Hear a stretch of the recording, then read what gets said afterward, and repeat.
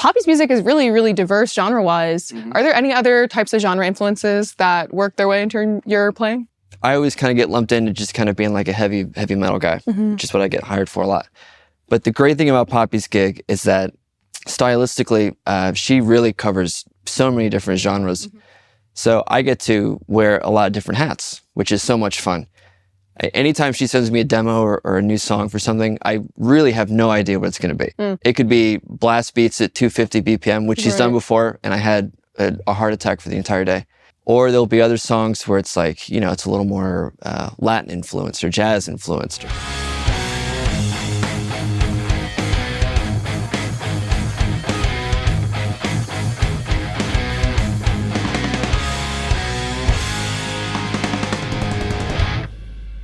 Hi, I'm Kelly from AMS, and I'm here with Ralph Alexander, the drummer for Poppy. Hi, Ralph. Hi, how are you? I'm good. It's great to have you here. Yeah, thanks for having me. This is such a cool spot. I'm happy to be here. Thanks. So, why don't you give the people at home a little intro? Some background information on you. When did you start playing? Sure. I started playing when I was 13. Okay. I got my first kit when I was 13. My mom got it for me. And just started playing locally around my hometown where I grew up, which is Wilmington, North Carolina, which is a little far south from where we are now. And yeah, grew up on Zeppelin and Hendrix and all the old classic rock guys, and then got into the heavier stuff when I was kind of a teenager in high school, like Pantera and Slayer and Metallica, all those guys. But started playing when I was 13, which is about 20 some years ago. So been playing ever since. Was there a moment where you knew that you wanted to do that for your career? Yeah, day one. I mean, really? Yeah. Who doesn't want to play shows and travel and, you know, play drums forever? I mean, of course. Yeah. What drew you to the drums initially? You know, I don't know. I think I always wanted to play. I always knew I wanted to play. I bugged my mom about it a lot when I was younger, and she would always kind of say, well, what do you think about violin, or what do you think about piano? I think every mom wants you to play, you know. Something melodic, yeah. Yeah, something classical, something they can, you know, enjoy themselves. But she was always really cool about me practicing when she kind of gave in and I got a kit. And anytime I wanted to play, I'd say, Mom, can I go practice? And she goes, yeah, just close the doors and, you know, jam away. She was always cool about it. And I always run into guys like, oh, I always wanted to play, and but my parents are always concerned about the noise. But my mom, thankfully, she would always say, well, I would mind if you weren't any good. So she would always kind of butter me up a little bit. But she always let me practice. She always let me play. And, you know, I definitely owe her a lot for that. Did it take you a while to really get it under your belt, or were you like good right out of the gate? Oh, it was terrible. Yeah. No, it was terrible. Interestingly enough, I just had a show in Raleigh, which is 2 hours away from where I grew up in Wilmington. And my first drum teacher came to the show. And I think that was the first time he'd seen me play probably in 15, 20 years, a long time. And that was really awesome and just wild to kind of look up and see that he was up there. But I remember my first lesson, I walked in and he had his kit set up. And he said, well, sit down and play. And I just said, I don't know anything. And he goes, well, let's start with a basic, you know, 2/4 groove, just, you know, something really, really basic. And I couldn't even do that the first lesson. So it was definitely, it took a long time. And I think people just assume that guys that are out there playing, that they were instantly good, and you're not. Right, like you're born with rhythm. Yeah, it takes years. It takes a long time. It takes dedication. It takes lots and lots and lots of practice. You know, the old 10,000 hour rule. Right, yeah. Yeah, to answer your question, I was terrible in the beginning. It took a long time. But it's just, if you love something and you really enjoy practicing and you really enjoy playing, it's the little victories along the way that keep you going. Yeah, so that like, momentum. Yeah, you get that first groove down and then you're like, okay, I can play a groove. At least I can play along to AC/DC, right? Because that's a lot of their grooves is that really simple groove. And then you get the next thing and the next thing and the next fill and the next, you know, style, groove, whatever it is. And you can start playing along to more and more songs and more artists. And along the way, you learn new stuff. And you just kind of build your vocabulary and your tool belt over time. But a long-winded answer, in the beginning, I was terrible. That's awesome. Yeah. Now, You mentioned Led Zeppelin, and you also mentioned AC/DC. Poppy's music is really, really diverse genre-wise. Are there any other types of genre influences that work their way into your playing? With her gig? With any playing you do? For me? Yeah. I think, I always kind of get lumped into just kind of being like a heavy metal guy, which is what I get hired for a lot. But the great thing about Poppy's gig is that, she's also kind of known for being that in some ways, but stylistically, she really covers so many different genres. So I get to wear a lot of different hats, which is so much fun. Anytime she sends me a demo or a new song for something, I really have no idea what it's going to be. It could be blast beats at 250 BPM, which she's done before, and I had a heart attack for the entire day. Or it could be something really cool, like kind of like a grunge-inspired song like Her, which is off of a record we did, which is really cool because then I can kind of really tap into my like Dave Grohl influences. Or there'll be other songs where it's like, it's a little more Latin influenced or jazz influenced or drum and bass influenced. Like we have a song off the new record that I get to really kind of play a little more drum and bass type stuff. So it's really important as a kid and when you're starting to play to, and I tell this to everybody that will listen, listen to everybody, don't just, like I was a really big Metallica kid and a big Pantera and Slayer kid, but I also loved Motown. Like Motown's one of my favorite genres. Like to me, that's the greatest era of hits ever, right? So you listen to a bunch of different people because you never know what kind of gig you're going to get down the road, right? You could get a Poppy type gig where she'll send you this song where it's like, well, I really need to know how to groove, but I've been practicing blast beats for 20 years and I can't really feel that. So it's really important to listen to as much stuff as you can and really admire and emulate as much as you can. Is it ever disorienting to have to switch from different genres that quickly? Yeah, during the show, for sure. Yeah, I bet. We just wrapped up this tour yesterday. We were opening for Avenged Sevenfold. And there's a couple songs in the set where, we'll be going super, like there's a song called Bite Your Teeth. The first half of the song is just like nonstop, high energy, crazy heavy metal. And then there's a really abrupt stop. And then it goes into this really kind of like Beatlesy, just really nice kind of little section where you're just doing a really simple groove and just really nice pocket. And then you go out of that straight into like back into heavy metal craziness. So I always, what's that workout where it's like it's like super high energy and then you stop. Like high intensity interval training. Right, exactly. So I always describe her set and her music as being a lot like that. That makes sense. Very, very much the same. And coordinating that live with other people, are there challenges involved in that? Like getting all the timing exactly right? Do you guys use in-ears when you perform to do that? You have to, yeah. We have in-ears. Everything's in our ears, so that clears up a lot of it. I think if we couldn't hear each other and if it was kind of more like a punk type situation setup where we just were using monitors or something, I think it would be almost impossible. Oh yeah, I bet. Now, what are you hearing in your in-ears as you're playing? I have my mix personally. Yeah, I'm just curious. It's a lot of kick, snare and toms, and like very little cymbals because I kind of already hear that as much, and just click and her vocals because I always want to know where she's at. With the songs and her songs in particular, like I always try and make a concerted effort to. When she's having a moment, I always try and lay back because you don't ever want to be stomping on vocals. And when it's a vocalist gig, right? It's her gig. You always want to be respectful to, acknowledge that it's their show. So you don't want to be doing anything crazy over their moment. So I always try and like, okay, there's a break right here. Here's a pocket where I can kind of do something crazy. I can do a fill, I can do whatever. But then I know right out of that, there's going to be this really big chorus, this really big bridge or a verse, whatever it is, where she needs to shine. So I'll have my moment and then I'll cut out and let her have her moment. So it's a lot of kind of dancing back and forth with that. Yeah, sure. Making like sonic space. Yeah, there's a lot of drummers that, and I was one of them for sure, where you learn the new fill or you learn the new double kick pattern or whatever it is. And you're like, I got to use this everywhere, right? For me as a kid, it was the Bonham triplets, right? So Bonham was known for the 1, 2, 3, 1, 2, 3, 1, 2, 3, right? I put that fill everywhere I possibly could. And it's a triplet, so like some songs it just doesn't make any sense. But when you're a teenager and that's like your favorite fill, you're gonna, you know, cram that in any spot you possibly can. So it's definitely a lot of picking your moments, picking what's right for that moment, and then, you know, just kind of getting the hell out of the way when it's time to get out of the way.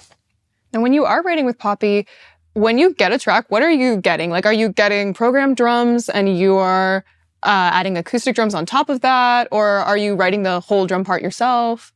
It varies. Sometimes I'll get a demo that has very basic programmed drums in there, just as kind of like, to me, I like basic stuff, knowing just where the artist is kind of feeling, a lot of times where the snare is. Because maybe I'll be feeling it in halftime, they'll be feeling it double time. So kick patterns and like snare placement is really the most important thing for me. So I can kind of get inside their head a little bit. But it just varies. Sometimes I'll get, you know, just a riff. Sometimes I'll get kind of like a programmed electronic type vibe, like a synth thing, or sometimes a whole song with like really programmed drums. And, you know, they'll be really married to a lot of the fills that are in it. So it just, it kind of, it varies. And then we did a record called Flux back in 2021, I think.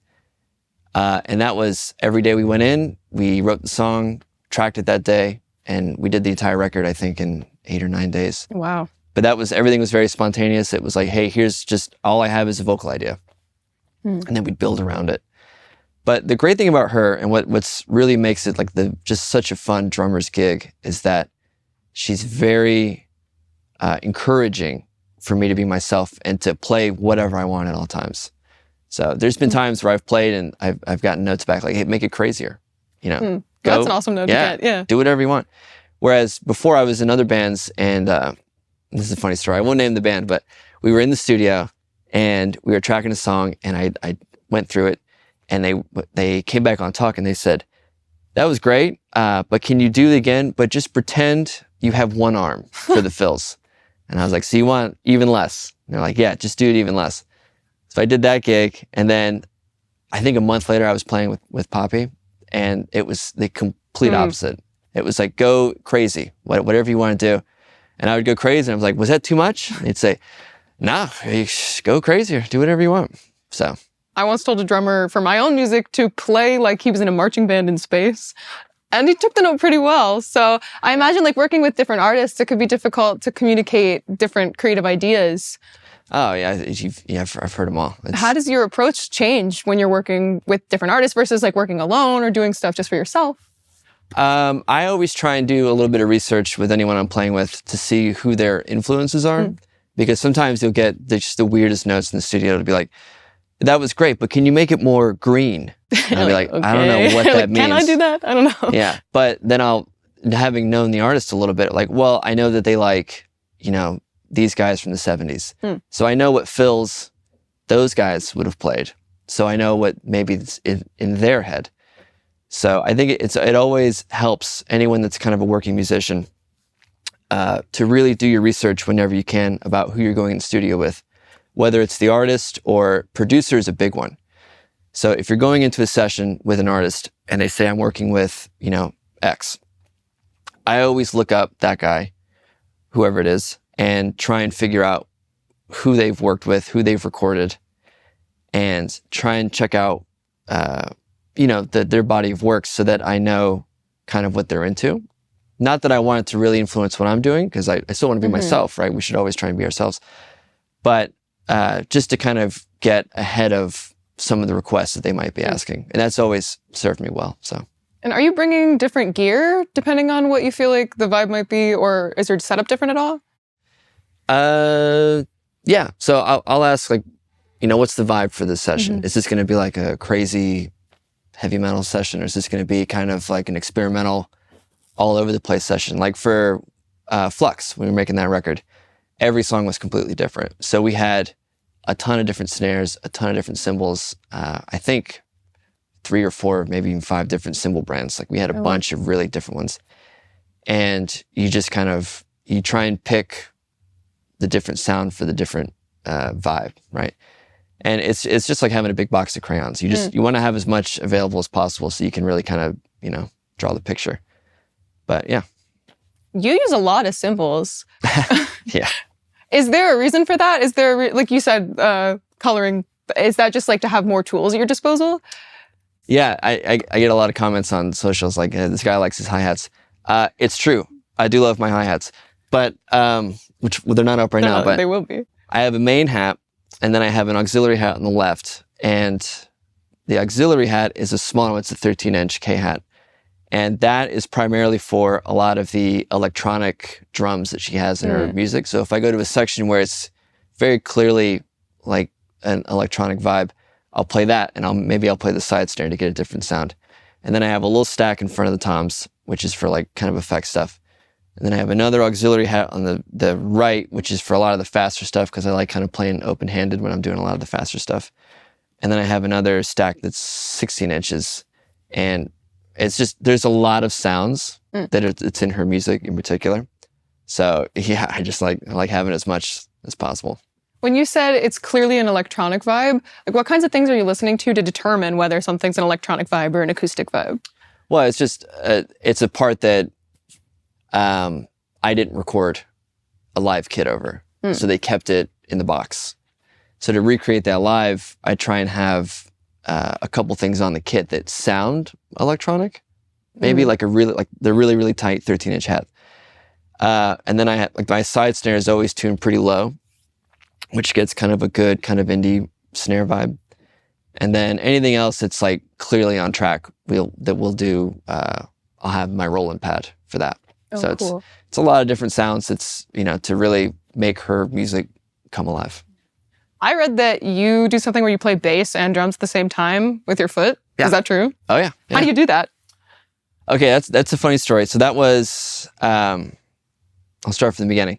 I was always a huge Rush fan, right? And every drummer knows Neil, right? And Neil's amazing, one of my favorite drummers.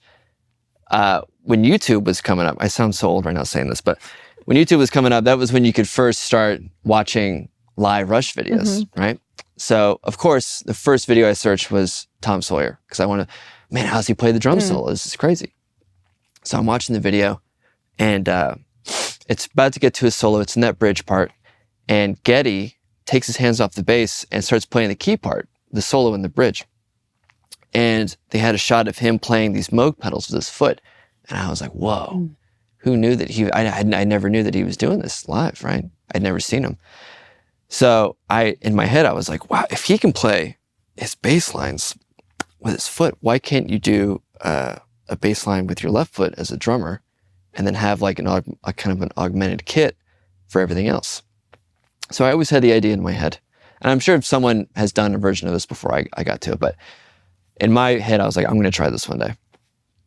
So flash forward to 2015, I was playing this band out in California, and we had a gig at Molly Malone's, and the bass player, who was a good guy, he had an issue with the sound guy where they would not move his bass to the other side of the stage. He wanted the bass cab on the other side. He's like, I only play the right side of the stage, I think is what it was. And he refused to go on. Wow. And we were like, well, dude, can't you just do it for and he's like, nah, I don't play the right side of the stage. So we're like, okay. So we went on stage, and it was me and my buddy, and we did it as a two-piece. And while we were on stage, I thought, this is the time that I can try this. I can research how to do this. So the next day, I looked up Moog Taurus pedals, the same one that Geddy had, and there was one on Reverb, because they're discontinued now, which I didn't know at the time.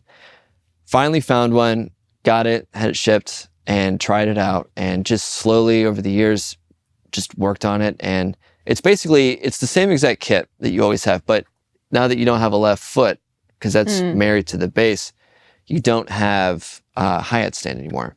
So you have to use an auxiliary arm and have just your hi-hats just always open, right?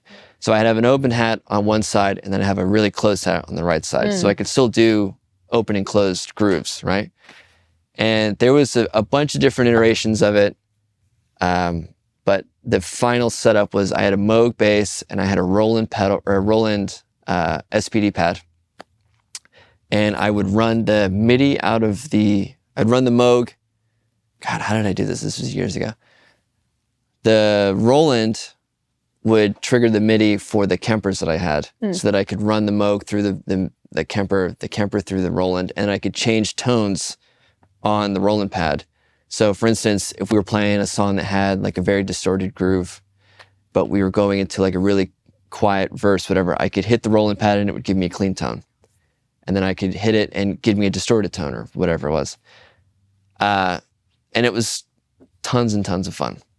Like that, it's you know, people, I've read somewhere that playing drums is one side of your brain, and then melody and melodic things are the other side of your brain, right?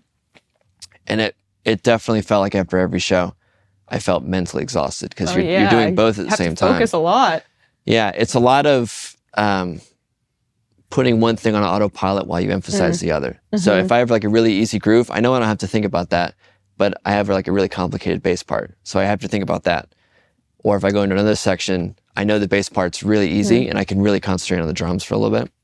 So it was a lot of give and take about which one you're emphasizing at whatever part. That makes sense. It's definitely, it's a workout. I do it every now and then now, but you know, the gigs that I get these days, they don't call for that. Yeah, it seems like a workout. Well, everything you do pretty much seems like a workout. Yeah. How do you manage to tour and to maintain that level of energy throughout your entire tour?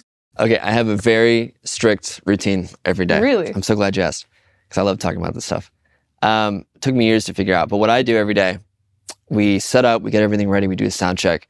I always eat 3 hours before show, and then I always immediately take a nap, which makes me sound old again. But I love a pre-show nap, you know, because it gets you, it gets you back to neutral, you know, whereas I always think of it like if I didn't do that, then I would just be on my phone for an hour. And like, that's the worst thing you can, Take a pre-show nap, I get up, I have a drink that I always have. It's water with tart cherry juice, which is awesome for your joints. Everyone try tart cherry juice. And I do a little bit of liquid IV, which might not be so great because there's a lot of sugar, but anyway. Electrolytes. Yeah, exactly. And then I take a pre-show shower, which is really weird, but I always take a shower, and I always turn it really cool at the end, which sounds psychotic, but it really wakes you up and gets you amped and jazzed for the show. And then I warm up for an hour, and I've been having like the best shows I've ever had. When you warm up for an hour, what do you do? I warm up to the same thing every time. I start with 9 Inch Nails. I play along. I like playing along to their songs because it's basically a metronome. Like it's all, you know, very precise. And I'll play some rudiments over 9 Inch Nails songs as opposed to just playing to a click where it's like you just have beeping in your ear, right? That gets me kind of in the mood. I'm ready to go. And then I have a click set up where it starts at 100 BPM, and every 8 bars, every 16 bars, it goes up another 5 BPM, another 5 BPM. And I'll do paradiddles, I'll do 8s on each hand, right? And then I'll do doubles and singles, and I'll do those 4 at each tempo all the way up to 200 BPM. So it's about a 9-minute exercise. And by the end of that, my hands are awesome. They're really great. And then I'll just, for the rest of the hour, I'll stretch, I'll listen to music, I'll play on the pad a little bit, you know, just kind of I always call it, get into character a little bit.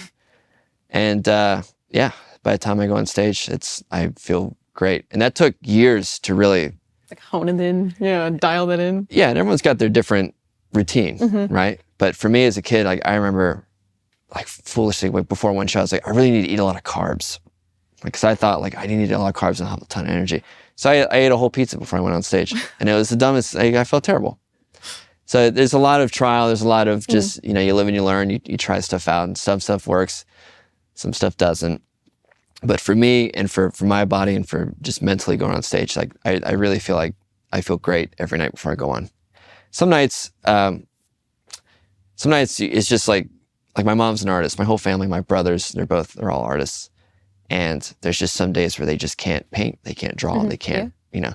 So some nights are definitely harder than others. You go up and you're just like, oh man, I'm just not feeling it tonight. But if you have that routine that works, I think you're virtually guaranteed to have a really great show every time. That's awesome. Yeah. Thank you for sharing. Yeah, of course. I love talking about that stuff. Yeah, I want to talk about your approach to writing breakdowns. Would you mind breaking down breakdowns for me? How do you approach writing a breakdown? So usually I'll get presented with a riff, right? It's like, hey, we got this really cool riff we want to do.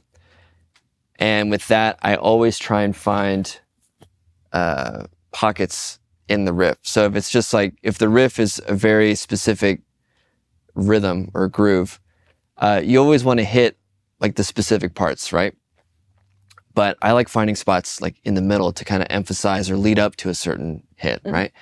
Someone who I thought was really great at this kind of stuff, wrote genius parts for riffs and always found really good pockets, was Chris Adler, the drummer for Lamb of God back in the day.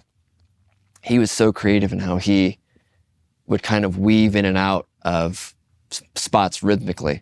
They really always complemented the riff. Like, for instance, like the beginning part for like the song like Laid to Rest or Now You Got Something to Die For.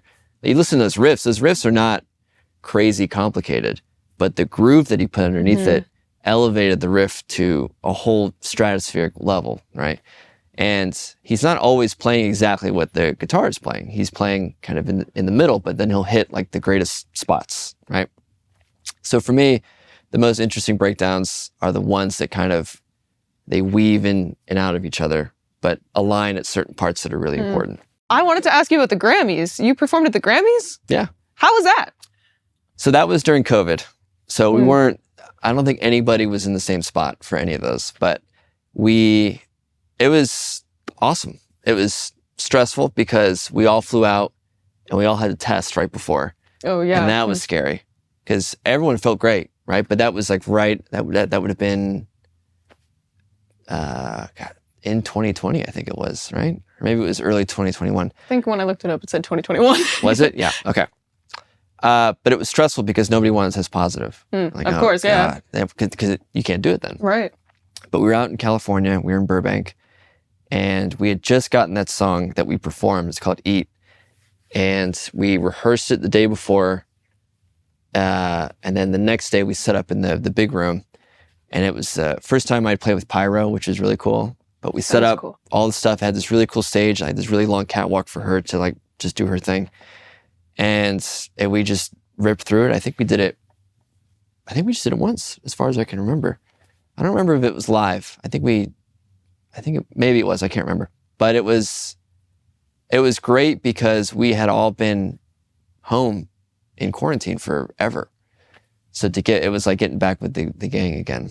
After, in a big way, yeah. Yeah, after months of not playing, not doing anything, and everyone just being really down, as we all were, to have like, hey, come out to California, we're going to play again, and we're going to do the Grammys. It was like, wow, that's awesome. And it was, I love that song. It's such a cool song, and she rips it on that song, and it was a lot of fun. Do you have a favorite Poppy song to play? I have a ton. Yeah, live? Yeah. Live would be, well, there's a song called Q, which is a very drum-heavy song, which is crazy. There's a couple songs that we don't play, which were a lot of fun. There's a song called Dark, Dark World, which is very fun. Concrete's a lot of fun. Scary Mask is one of my favorites, which we're playing today. Oh, cool. That one's super fun because there's so many different styles and dynamic shifts in it. Yeah, every song is honestly awesome. It's easily it's a drummer's gig. It's so much fun. Every song has its challenges. Sometimes it's fun. Other times you get off stage, you're like, man, I'm just getting pummeled every night just playing the set. But it's like, it's the name of the game, yeah. Yeah, I mean, I'd much rather be challenged and have a challenge than to kind of go up and just kind of take it easy every night. So yeah, sure. Yeah, every song's so much fun. That's awesome. Yeah. And you make content yourself, right? Yeah, for my socials, YouTube, I don't post as much as I should on there, but I'm going to start posting more.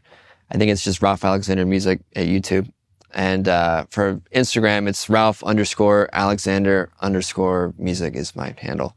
So when you're covering stuff on YouTube, how do you decide what to play?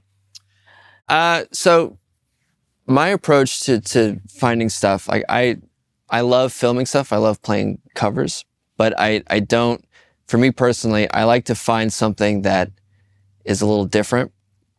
Like to me, there's so many videos of someone playing Raining Blood, which I love playing Raining Blood. That's like one of the first songs I learned when I got into Slayer. But there's nothing like new there, right? Everyone knows the parts. It's kind of like, it's its own thing. So I try and find songs that either don't have drums on them yet, or they weren't recorded with drums. And then I try and add drums to them to like really change the entire vibe of it. Like the biggest example for me was I did a big mashup of like a bunch of Bjork songs. And she has a lot of program stuff and not a lot of live stuff on these songs. So I think it'd be really cool to see what like a live drummer would put underneath those. That was a ton of fun. That was a big medley. Out of that, I did this Aphex Twin cover that I always wanted to do ever since I was a kid. My brother was a big Aphex Twin fan. And I remember, I think I was 12 or 13. And he's like, come down to the computer room, back when we had computer rooms, right? I'm really aging myself this entire interview. I love it. He says, come down and check out this video. And he pulls up Come to Daddy by Aphex Twin. And I don't know if you guys have seen that video, but we have. It's psychotic, right?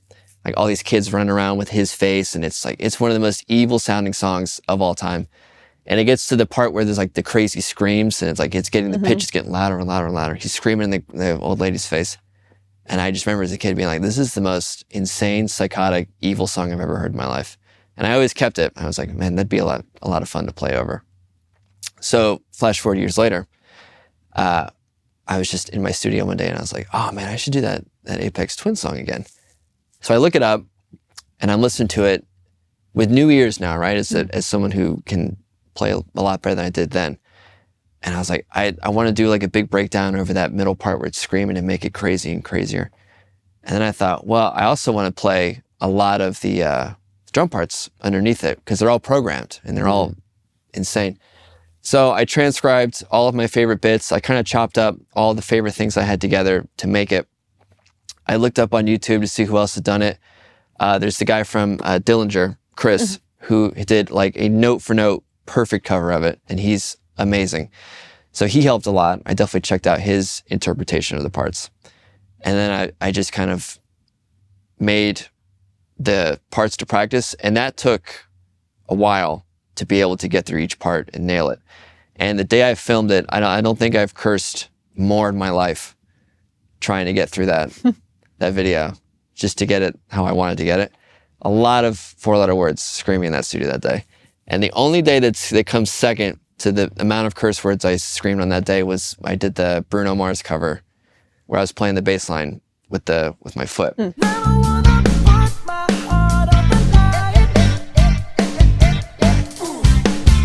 That was an especially enraging day because you're trying to, you want the video to look really good. You want everything to work really good, but you also have to play it and you have to. And yeah, there's a lot you're doing. Yeah. So it was those songs.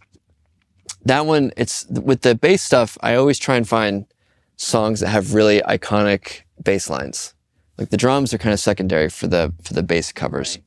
If I can find a song that has a really iconic bass line that I know people recognize, because one of the problems when I was doing the Dose, my 2-piece band where I played bass, we would do shows and I'd get off stage and people would come up like, that was awesome. You guys sounded great, but you should really get a bass player because having it all on tracks is really weird. And like, we don't have a bass player. I was literally doing it the entire show.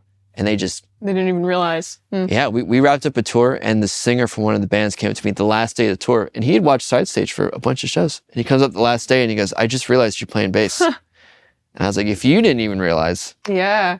Like the audience clearly has no idea. You're like, I'm doing all this work and not getting any recognition over here. Yeah, I'm doing this basically all for myself. Like this is just one big vanity project every night for me. So having known that and understood that, anytime I do cover videos with the bass pedals, I try and make it as blatantly obvious as possible. Yeah, I don't blame you. That the bass line you're hearing that you recognize is, I'm doing it with my foot. So the Bruno Mars one was a huge challenge. That was, I almost had to go to Rageaholics after that. Yeah, I bet a rage room. Yeah, exactly. But they're both super fun, and I'm definitely proud of having gotten through them. Well, thank you so much for being here, Ralph. That was awesome. Thank you for having me. This is such a cool spot, and I'm really honored to be here and happy that it worked out logistically that we ended this Avenge tour in Newark, so I could come here today. So it was awesome. A huge thank you to Ralph for being here with us today. Be sure to give him a follow and like and subscribe to our channel for more artist content like this. Last but not least, head on over to AmericanMusical.com for all the gear mentioned in this video.